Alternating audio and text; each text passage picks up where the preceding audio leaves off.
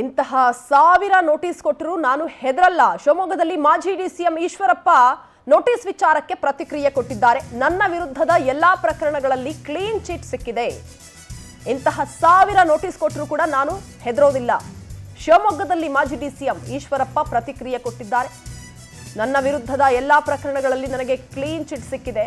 ಅದೇ ರೀತಿ ಈಗಿನ FIR ನಲ್ಲಿ ಕ್ಲೀನ್ ಚಿಟ್ ಸಿಗುವ ವಿಶ್ವಾಸ ಇದೆ ಅಂತ ವಿಶ್ವಾಸದ ಮಾತುಗಳನ್ನಾಡಿದ್ದಾರೆ ಮಾಜಿ ಡಿಸಿಎಂ ಈಶ್ವರಪ್ಪ.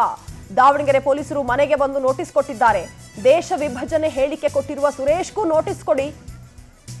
ಸಿಎಂ ಸಿದ್ದರಾಮಯ್ಯ ತಮ್ಮ ಭಾಷೆ ಸುಧಾರಿಸಿಕೊಳ್ಳಬೇಕು. ಎಲ್ಲರ ಬಗ್ಗೆಯೂ ಸಿಎಂ ಏಕವಚನದಲ್ಲಿ ಮಾತನಾಡ್ತಾರೆ. ರಾಷ್ಟ್ರಪತಿ ವಿರುದ್ಧವೂ ಏಕವಚನದಲ್ಲಿ ಮಾತನಾಡ್ತಾರೆ.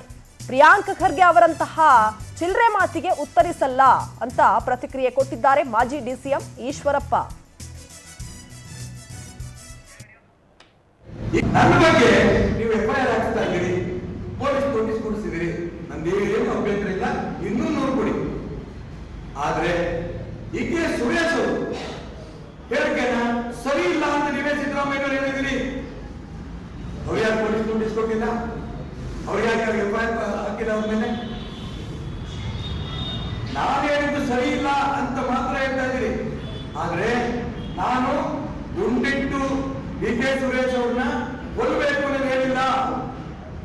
DK ಸುರೇಶ್ ಅಂತ ರಾಷ್ಟ್ರದ್ರೋಹಿಗಳು ದಕ್ಷಿಣ ಭಾರತವನ್ನೇ ಬೇರೆ ರಾಷ್ಟ್ರವಾಗಿ ಕೇಳ್ತೀವಿ ಅಂತ ಹೇಳಿದ ದೇಶದ್ರೋಹಿಗಳ ಬಗ್ಗೆ ಗುಂಡಿಟ್ಟು ಕೊಲ್ಲುವಂತ ಕಾನೂನನ್ನ ತನ್ನಿ ಅನ್ನೋದನ್ನ ಪ್ರಧಾನಮಂತ್ರಿ ನರೇಂದ್ರ ಮೋದಿ ಅವರಿಗೆ ನಾನು ಮನವಿ ಮಾಡಿದ್ದೇನೆ. ನನ್ನ